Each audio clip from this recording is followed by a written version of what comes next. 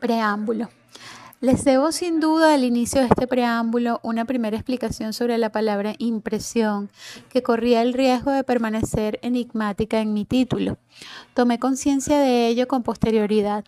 Cuando Elizabeth Roudinesco me pidió por teléfono un título provisional, precisamente para la impresión del programa de esta conferencia, cerca de un año antes de que inscribiera e imprimiera en mi ordenador la primera palabra de lo que les digo aquí, la respuesta que improvisé entonces se dejó como imponer la palabra impresión. Y fue entonces, en ese instante, como si tres sentidos se condensaran en sobreimpresión desde el fondo de una memoria. ¿Cuáles? De buenas a primeras les he hablado de mi ordenador, del pequeño Macintosh portátil en el que comencé a escribir, ya que él no ha sido tan solo el primer soporte que soportara todas estas palabras. Un buen día en California, hace algunas semanas, me hice cierta pregunta entre tantas otras sin poder darle respuesta, leyendo a Freud por un lado, a Yerushalmi por otro, mientras tecleaba en mi ordenador.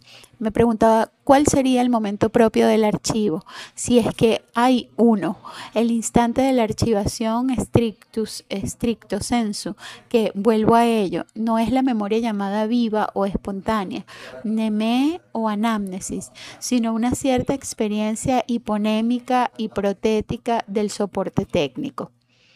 No era el instante en el que habiendo escrito esto o aquello sobre la pantalla, quedando las letras como suspendidas y flotando aún en la superficie de un elemento líquido, presionaba cierta tecla para registrar, para salvar un texto indemne, de modo duro y duradero, para poner unas marcas al abrigo de la borradura, con el fin de asegurar así la salvación e indemnidad, de almacenar, de acumular, y lo que es a la vez la misma cosa y otra distinta, de tornar así la frase disponible para la impresión y la reimpresión para la reproducción. ¿Cambia algo el hecho de que Freud no haya conocido el ordenador? ¿Dónde situar el momento de la supresión o de la represión de estos nuevos modelos de registro e impresión?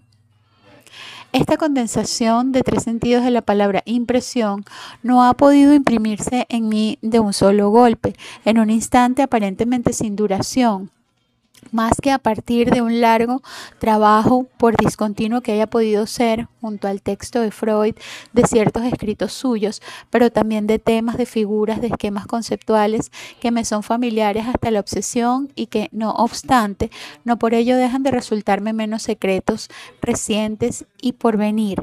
Así la escritura, la huella en la inscripción sobre un soporte exterior o sobre el cuerpo llamado propio, como por ejemplo, y este no es para mí un ejemplo cualquiera, ese archivo singular e inmemorial que se llama la circuncisión y que por el hecho de no dejarnos ya nunca, no por ello resulta menos sobrevenido y exterior en pleno cuerpo propio nuestro. ¿Cuáles son, pues, los tres sentidos que en un solo instante han venido así a condensarse y sobreimprimirse, es decir, a sobredeterminarse en la palabra impresión y en el sintagma impresión freudiana? Y sobre todo, por supuesto, en su relación con esa producción reproductible, iterable y conservadora de la memoria, con esa puesta en reserva objetivable que se llama archivo. 1. La primera impresión sería escritural o tipográfica, la de una inscripción. Niederschrift, wow, una palabra en alemán que no tengo ni idea. Niederschrift, dice Freud de un extremo a otro de su obra, que deja una marca en la superficie o en el espesor de un soporte. Y de todos modos, directa o indirectamente, este concepto, o más bien esta figura de soporte, marca la asignación propiamente fundamental de nuestro problema, el problema de lo fundamental. Se puede pensar un archivo sin fundamento, sin soporte, sin sustancia, sin subyectil. Y si esto fuera posible, ¿qué ocurriría con la historia de los soportes? Con el porvenir del soporte en su relación con la historia del psicoanálisis. Desde el proyecto hasta el más allá, hasta el blog mágico y más allá. No hay límite para esta problemática de la impresión, a saber, de la inscripción que deja una marca en pleno soporte. Este pasa entonces a ser un lugar de consignación, de inscripción o de registro. Dice frecuentemente la metapsicología. En el momento de recordar, por ejemplo, el inconsciente, al menos 3 cosas. A. La hipótesis topológica de varios sistemas psíquicos, 2 o 3, lo que permite, por tanto, hacer justicia a la distinción entre memoria y archivo. Explica que se haya hablado a propósito del psicoanálisis y en parte sin razón de una psicología de las profundidades o de una psicología del abismo. B.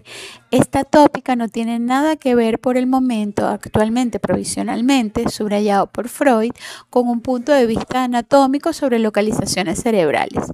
Al subrayar en itálicas provisionalmente, Freud quiere reservar visiblemente lo que el porvenir de la ciencia puede enseñarnos a este respecto. C. Finalmente, estas hipótesis no son más ni menos que representaciones intuitivas. Graphics illustrations, dice la traducción inglesa. Algo en francés que no lo voy a leer. Decía pobremente la primera traducción francesa. Ellas no pueden aspirar en primer lugar más que a un valor de ilustraciones. Esta problemática de la impresión desmoralizará a cualquiera que busque privilegiar ahí una entrada, puesto que confunde con toda la obra de Freud, ya se trate de memoria colectiva o individual, de censura o de represión, de dinámica, de tópica y de economía de los sistemas ICS y PCS, de percepción de huella anémica. Es sin duda porque ya la había yo privilegiado en bastantes otros textos, por lo que esta figura tipográfica de la prensa, de la imprenta o de la impronta se me impuso tan rápidamente por teléfono bajo el vocablo impresión. Esta palabra capitaliza una ventaja doble, sobre todo en países de cultura anglófona. En primer lugar, despierta el código del imperialismo inglés. Los conceptos de impresión sensible y de copia juegan ahí un papel principal en las genealogías de las ideas. Y la copia de una impresión ya no es una especie de archivo. La palabra impresión nos recuerda, en segundo lugar, que ningún túnel unirá jamás en la historia las dos traducciones de Verdrängung, algo en alemán, por repression en inglés como el español, palabra que pertenece a la misma familia que impression, y por refoulement en francés, palabra que no se enmarca con la familia semántica de la impresión, como lo hace la palabra represión que reservamos en francés para la traducción de Unterdrückung, traducida la mayoría de las veces en inglés como en español y en portugués por suppression. Lo que pone en juego esta diferencia conceptual entre una palabra y la otra, o sea, entre Verdrängung y Unterdrückung, no se limita a unas cuestiones nominales de traducción, de retórica o de semántica, aunque vengan estas a sumárseles también. Concierne directamente a las estructuras de archivación, puesto que atañe a las diferentes tópicas y, por tanto, al lugar de soporte de las huellas, a lo subyectil de la consignación de un sistema al otro. La diferencia de la represión, que permanece inconsciente en su operación y en su resultado. La supresión opera lo que Freud llama en una segunda censura, entre el consciente y el preconsciente, o bien incluso afecta al afecto, es decir, aquello que jamás puede dejarse reprimir en el inconsciente, sino solo suprimir y desplazar a otro afecto. Es este otro de los numerosos temas que no podremos tratar aquí. ¿Cómo deberíamos tomar en cuenta los archiveros y los historiadores clásicos de su epistemología, en su historiografía, en sus operaciones, tanto como en sus objetos, esta distinción entre represión y supresión? entre la acepción en francés, en español y en alemán. Si esta distinción tiene alguna pertinencia, ella sola se bastaría para conmover el tranquilo paisaje de todo saber histórico, de toda historiografía e incluso de todo scholarship consecuente. ¿Quién juraría que no ha hecho más que comenzar a hacerlo? Incluso entre historiadores del psicoanálisis, quienes sin embargo deberían ser los primeros en refundir su axiomática y su metodología, aun suponiendo que el concepto clásico de ciencia histórica y de scholarship resiste todavía y salga intacto de esa mutación. 2. Esto nos orienta hacia un segundo valor de la palabra impresión. Sin duda, parece menos inmediatamente necesario y evidente. Impresión freudiana, dejaba todavía sin duda presentir otra cosa más. ¿Qué? En lo tocante al archivo, Freud no habría llegado jamás a formar un concepto digno de este nombre. Por otra parte, nosotros tampoco. No tenemos un concepto, solo una impresión, una serie de impresiones asociadas a una palabra. Opongo aquí el rigor del concepto a lo vago o a la imprecisión abierta, a la relativa indeterminación de una noción semejante. Archivo es solamente una noción, una impresión asociada a una palabra y para la cual ni Freud ni nosotros tenemos ningún concepto. Tenemos solamente una impresión insistente a través del sentimiento inestable de una figura móvil, de un esquema o de un proceso infinito o indefinido. Contrariamente a lo que un filósofo o un sabio clásico estarían tentados a hacer, no considero esta impresión ni la noción de esta impresión como un subconcepto, como la invalidez de un presaber borroso y subjetivo, abocado a no sé qué pecado de nominalismo, sino que al contrario, ya me explicaré más tarde, la considero como una posibilidad y como el porvenir mismo del concepto, como el concepto mismo del porvenir. Si es que hay uno y si, como creo, el pensamiento del archivo depende de él. Esta sería una de las tesis aquí. Hay razones esenciales por las cuales un concepto en formación permanece siempre inadecuado a lo que debería ser, dividido, disyunto entre dos fuerzas, disyuntamiento que tendría una relación necesaria con la estructura de la archivación. De ello se sigue ciertamente que el psicoanálisis freudiano propone una nueva teoría del archivo. Toma en cuenta una tópica y una pulsión de muerte sin las que no habría en efecto para el archivo ningún deseo ni ninguna posibilidad. Mas, al mismo tiempo, a la vez por razones de estrategia y porque las condiciones de la archivación implican todas las tensiones, contradicciones o aporías que intentamos formalizar aquí, especialmente aquellas que hacen de ello un movimiento de promesa y de porvenir, no menos que de registro del pasado, el concepto de archivo no puede no guardar en él, como todo concepto, un peso de impensado. La presuposición de este impensado adopta asimismo las figuras de la represión y de la supresión, aún así no se reduce a ellas necesariamente. Esta doble presuposición deja una impronta, inscribe una impresión en la lengua y en el discurso. El peso de impensado que así se imprime no pesa solamente como una carga negativa.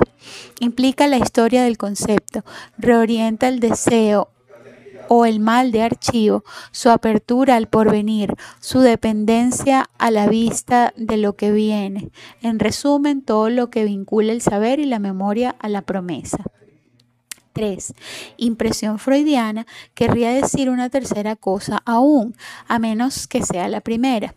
La impresión dejada por Sigmund Freud a partir de la impresión dejada en él, inscrita en él desde su nacimiento y su alianza, desde su circuncisión, a través de toda la historia manifiesta o secreta del psicoanálisis, de la institución y de las obras, pasando por la correspondencia pública y privada, incluida la carta de Jacob Shlomo Freud a Shlomo Sigmund Freud, en memoria de los signos o avales de la alianza y para acompañar la piel nueva de una Biblia.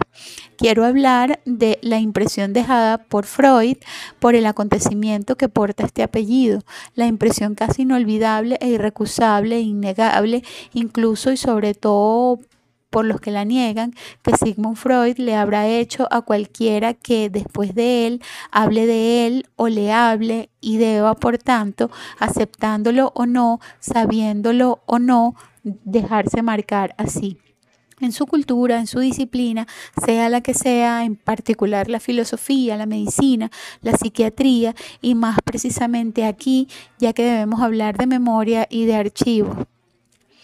La historia de los textos y de los discursos, historia de la política, la historia del derecho, la historia de las ideas o de la cultura, la historia de la religión y la religión misma, la historia de las instituciones y de las ciencias, en particular la historia de este proyecto institucional y científico que se llama el psicoanálisis, sin hablar de la historia de la historia de la historiografía. En cualquier disciplina que sea, ya no se puede, no se debería ya poder nunca más, por tanto, no se tiene ya el derecho ni los medios para ello, pretender hablar de esto sin haber sido marcados con anterioridad de una forma o de otra por esta impresión freudiana. Es imposible e ilegítimo hacerlo sin haber integrado, bien o mal, de forma consecuente o no, reconociéndola o denegándola, lo que se llama aquí la impresión freudiana. Si se tiene la impresión de poder no tenerla en cuenta, olvidándola, borrándola, tachándola u objetándola, ya se ha confirmado. Se podría incluso decir refrendado, por tanto archivado, alguna represión o alguna supresión. He aquí quizá lo que yo entendía sin entenderlo, lo que oscuramente quería sobreentender por impresión freudiana, dejándome dictar estas palabras al teléfono.